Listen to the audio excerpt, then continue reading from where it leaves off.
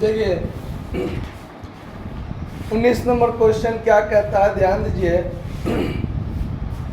X और Y लाभ हानि को 3/5 और 2/5 में बांटते हुए साझेदार हैं।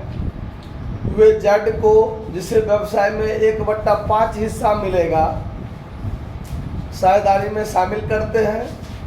जेड जो है 1 लाख रुपया अपने पूंजी के लिए और 40,000 रुपया ख्याति के लिए लाता है।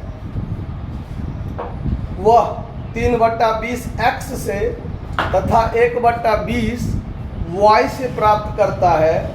नए साझेदारी के प्रथम वर्ष का जो लाभ है वो लाभ 1 लाख रुपया है। क्लियर है बात? अब यहाँ पर आपको वर्किंग नोट में क्या सब करना है, ध्यान दीजिए।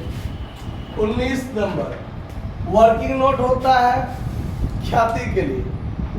तो नया साझेदार जो प्रीमियम लाता है उस प्रीमियम को पुराने साझेदार किस अनुपात में बांटते हैं? त्याग अनुपात। तो त्याग अनुपात के लिए old ratio minus new ratio. यदि न्यू रेशियो ना दिया हो तो पुराना ही त्याग बनता है। और यहाँ सवाल में स्पष्ट क्लियर कर दिया है कि sacrifice ratio of x and y बराबर में आपका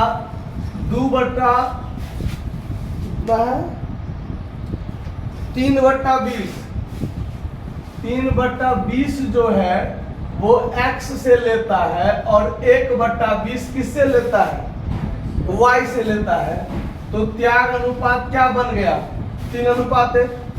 और ये बात भी स्पष्ट है कि RS 40,000 brought by Z as premium,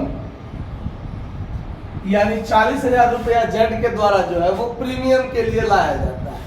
तो इस प्रीमियम को एक्स और वाई क्या करेगा? त्याग में बांटेगा।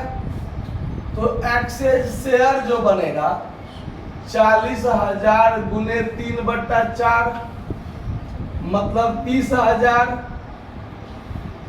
और वाई शेयर जो होगा 40,000 गुने 1/4 10,000।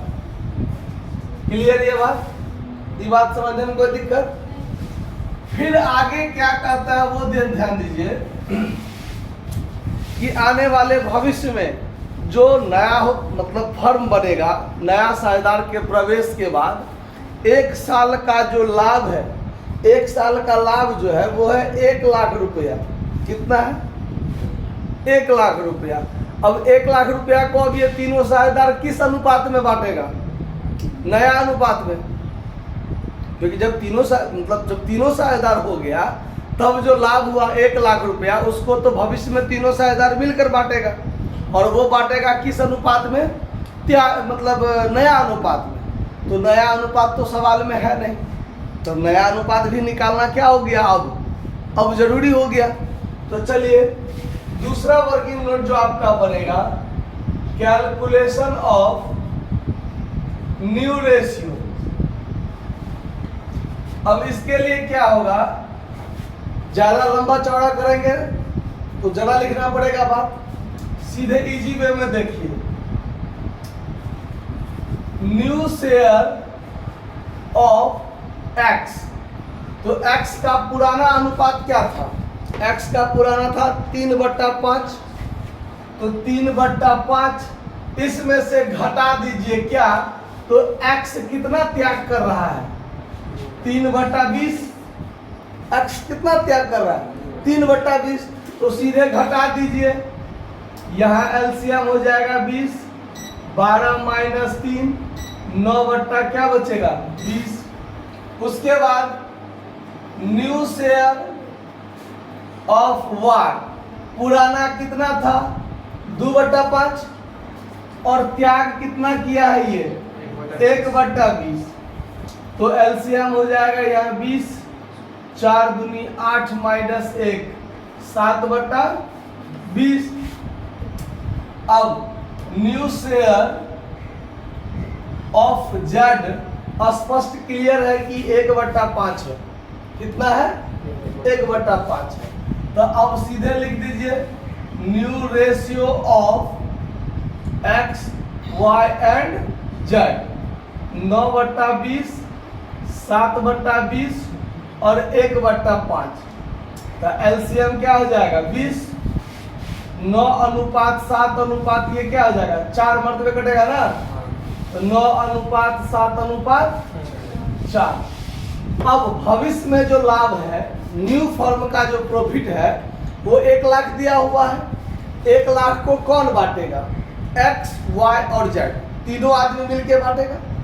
तो तीनों आदमी जब मिलके बांटेगा तो तीनों आदमी के लिए एक गो अनुपात है ना, नया अनुपात फिलहाल अभी ये जो 9:7:4 है इसी में बांटेगा। अब यहां लिख देते हैं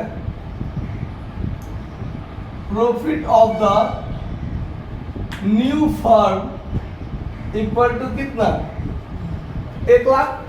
नए फर्म का प्रॉफिट कितना है, 1 लाख है। तो उसमें एक्सेस शेयर 1 लाख गुने 9 क्या हो जाएगा 20, वाइज शेयर 1 लाख गुने 7/20 और जेड शेयर 1 लाख गुने 4/20।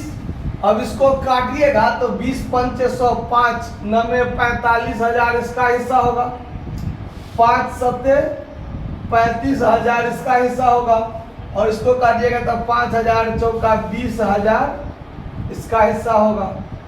कोई दिक्कत, ये नया अनुपात में बटा गया है, इतना बात समझने में तो कोई दिक्कत नहीं है। अब आपको बनाना है जर्नल एंट्री। अब क्या बनाना है, जर्नल एंट्री। तो जर्नल एंट्री पर ध्यान दीजिए, यहां बनाते हैं journal entry in the books of the firm. अब ध्यान दीजिए जर्नल एंट्री, पहला जर्नल जो बनेगा वो नया साझेदार क्या कर रहा है, पूंजी ला रहा है ना, 1 लाख रुपया पूंजी ला रहा है। तो पूंजी लाने के लिए क्या बनेगा entry, cash account DR to new partners capital. तो न्यू पार्टनर्स कौन है, जेड, टू जेड्स कैपिटल अकाउंट। नरेशन हम छोड़ देते हैं, 1 लाख रुपया 1 लाख रुपया, ठीक है। दूसरा एंट्री क्या बनेगा, नया साझेदार ला रहा है प्रीमियम 40,000। इस प्रीमियम को कौन बांटेगा, पुराना साझेदार बांटेगा। किस अनुपात में, त्याग अनुपात में, जो हम लोग यहाँ वर्किंग नोट किए हुए हैं। अब देखिए cash account DR to premium account 40,000। तीसरा एंट्री, इस प्रीमियम को पुराना साझेदार बांटेगा, premium account DR to X's capital account to wise capital account 40,000, 30,000 ये लिया है और 10,000 ये लिया है, ये वाला बात के लिए क्लियर। चौथा एंट्री इसमें बनेगा, ये जो नया बात दिया हुआ है, एक नए फर्म का जो टोटल प्रॉफिट है 1 लाख रुपया, इस 1 लाख प्रॉफिट को पुराना और नया सब साझेदार मिल के ना बांटेगा, तो बांट दीजिए। तो लाभ को बांटेगा तो profit and loss appropriation account DR होगा। याद कीजिए दूसरा नंबर चैप्टर कि साझेदार लाभ को बांटता है किस खाता के माध्यम से, profit and loss appropriation account. तो वो डेबिट हो जाएगा profit and loss appropriation account DR, और 2 में क्या हो जाएगा, तीनों साझेदार का, to x capital account, to wise capital account, to जेड्स कैपिटल अकाउंट, तीनों साझेदार बांटेगा। तो ये जो 1 लाख रुपया हुआ उसमें इसका कितना हिस्सा, 45,000, वाई का 35,000 और जेड का कितना निकला है 20,000। समझने में कोई दिक्कत इस बात को? किसी के मन में कोई प्रश्न है इसमें क्या हुआ नहीं हुआ तो आप पूछ सकते हैं। कोई डाउट, कोई दिक्कत? धन्यवाद, नोट कर लीजिए।